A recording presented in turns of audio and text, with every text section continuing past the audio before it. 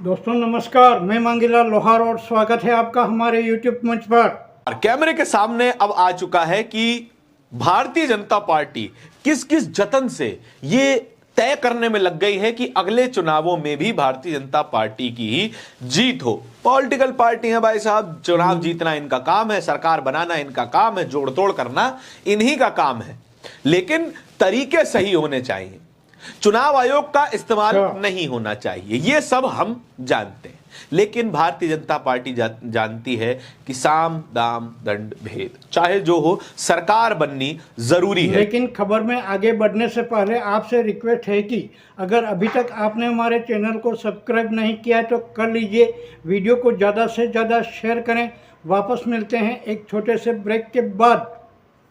क्या आप भिंडर में कोई नया मकान या फ्लैट तलाश रहे हैं? टेंशन नहीं, मुख्यमंत्री जन आवास योजना में उच्च स्तरीय प्रोजेक्ट और नगर पालिका से अनुमोदित कनिष्का बिल्डकॉन लाया है 2 BHK 695 स्क्वायर फीट मकान, जो देंगे आपको फैमिली को सुकून भरी जिंदगी। साथ ही ट्विन टावर में flats 450 square feet, fresh environment, parking, temple, open area, club house, park, provision store and all basic facilities. Stamp duty में रियायत, लोन सुविधा और आसान किश्तों में भुगतान। उदयपुर बड़ी सादड़ी मेन रोड से मात्र 250 मीटर अंदर पंचायत समिति के पास। पहले आए, पहले पाए अपना आशियाना और पूरा करें अपना सपना। हमारा पता कनिष्का सिटी, उदयपुर रोड, पंचायत समिति के पीछे, शक्ति नगर के पास, भिंडर।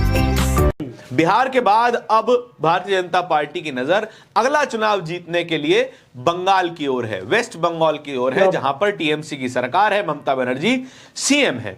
वहां का एक जिला है हावड़ा।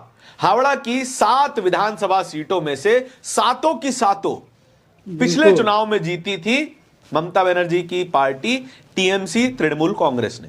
वहां के ही एक पार्षद पति लगे हुए हैं कि किस तरीके से एक एक करके उन वोटर्स को छांट दिया जाए जहां से ममता बनर्जी के विधायक जीतकर आते हैं, या जितने डिफरेंस से ममता बनर्जी की पार्टी के कैंडिडेट्स जीतकर आते हैं। राजीव रंजन न्यूज 24 के एक सम्मानित पत्रकार हैं। उन सभी का काम देखते हुए हम सीखते हैं। आप लोग अगर पत्रकारिता की पढ़ाई कर रहे हैं तो आपको भी सीखना चाहिए। राजीव रंजन कैमरा लेकर इन्हीं पार्षद पति के घर में पहुंच गए, ऑफिस में पहुंच गए और वहां पर उनसे बात करने लगे। अगल बगल साफ तौर पे देखा जा सकता था कि उनकी टीम के लोग एक एक करके वोट छांटने में लगे हुए हैं। कौन अपना वोटर है, कौन किसी और का वोटर है, ये सब करने में लगे हुए थे। पहले तो कैमरा ने जूम किया, वो सब काम दिखाया, लेकिन बातचीत के ही बीच में नेताजी, भारतीय जनता पार्टी के नेताजी साफ बोल गए कि इस विधानसभा में ही कुल 25,000 वोट कटने वाले हैं। बड़े ही भविष्यदर्शी टाइप के नेता हैं। इनको पता है कि चुनाव आयोग कितने वोटों को काटने वाला है, इनको पता है कि कितने फर्जी वोट बने हुए हैं इनकी विधानसभा में, इनके जिले में। इनको यह भी पता है कि पिछले चुनाव में कितने फर्जी वोटरों ने वोट दिया था। इन्होंने पिछले चुनाव में ऐसा कुछ नहीं किया, लेकिन जैसे ही एसआईआर की प्रक्रिया आई, जैसे ही ये पता चला कि चुनाव आयोग वोट काटने की मिशन में निकला है, तो इन्होंने भी मिशन में एक आहुति देने का सोच लिया। तमाम टीम लगा दी, तमाम उन लोगों को लगा दिया जो कि इनके समर्थक हैं, इनके कार्यकर्ता हैं, और उन लोगों का वोट काटने लगे जो लोग इनको वोट नहीं देते। अब कौन नहीं देते हैं ये आप डिसाइड कीजिए। तमाम वोट काटने की प्रक्रिया जारी है। अब ये वीडियो देखिए जहां पर वो साफ तौर पे खुद अपने मुंह से बता रहे हैं कि कितने वोट कटने वाले हैं। इस बार तो नाक के चना चबाएंगे। 25,000 से बेसी इस विधानसभा में नाम कट रहा है फर्जी वोटरों का, तो छप्पा वोट मारेंगे किसका? वो नाम कट रहा है। हाँ, 25,000 से ज्यादा लोगों का नाम कट रहा है। मैं आपको अभी प्रमाण के साथ दिखा दूंगा। सुन लिया आपने नेताजी का भविष्य ज्ञान कि जानते हैं कितने वोट कटने जा रहे हैं। राजीव रंजन सवाल भी करते हैं कि आपको कैसे पता? कहते हैं हमको पता है, पिछले चुनाव में कुछ नहीं किया, लेकिन इस चुनाव में सब झोंक देने वाले हैं। अब कुछ खबरें देख लेते हैं जो बंगाल से ही आ रही हैं, एसआईआर से जुड़ी हुई। ये देखिए खबर नंबर 1, पश्चिम बंगाल में बीएलओ की मौत पर भड़की ममता बनर्जी, ईसीआई से पूछा एसआईआर के लिए और कितनी जाने जाएंगी।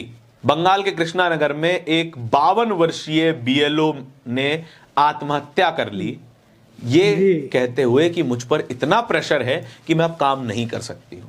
लेकिन फिर भी चुनाव आयोग को कोई फर्क नहीं पड़ा, एक ट्वीट तक नहीं आया, एक श्रद्धांजलि तक नहीं आई, और फिर भी एसआईआर की प्रक्रिया आगे भी जारी है। और बीएलओ की इसी मौत की खबर को बीबीसी ने छापा। हेडलाइन क्या दी? एसआईआर के दौरान काम के कथित दबाव से बीएलओ की मौत पर विवाद।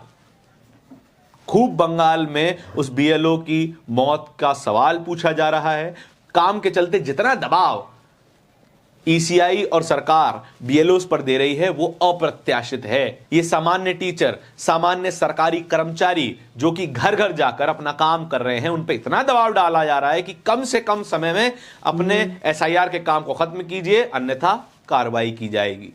नौकरी बचाने के चक्कर में लोग कर भी रहे हैं, इन मानसिक यातना को झेल भी रहे हैं। और एक इंटरेस्टिंग खबर अंत में आपको बताते हैं और इस खबर को समाप्त करते हैं, वो ये है कि भारत बांग्लादेश दोनों देशों का वोटर निकला बीजेपी का पंचायत सदस्य, एसआईआर में खुली पोल।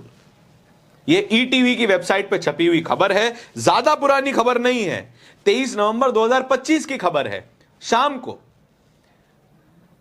पिछले दिन यह खबर छपी है, लगभग 23 घंटा समय हो चुका है। कोई बवाल नहीं, कोई सवाल नहीं, कोई जवाबदेही नहीं। जो लोग घुसपैठियों का रोना रोते रहते हैं, जिस चुनाव में, जिस राज्य में चुनाव होते हैं वहां पर घुसपैठिए आ जाते हैं, अब खुद भारतीय जनता पार्टी में घुसे हुए हैं ये तमाम घुसपैठिए।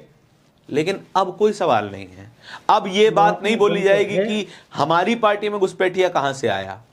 क्या ये घुसपैठिया आप बाहर करेंगे? नहीं करेंगे, क्योंकि कुछ एक वोट तो ये भी डलवाते होंगे। बहरहाल खबर को देते हैं यहीं विराम, और इसे लेकर आपकी जो भी प्रतिक्रिया हो कृपया कमेंट्स बॉक्स में लिखकर हमें ज़रूर भेजें। वापस मिलते हैं फिर किसी दूसरी खबर के साथ।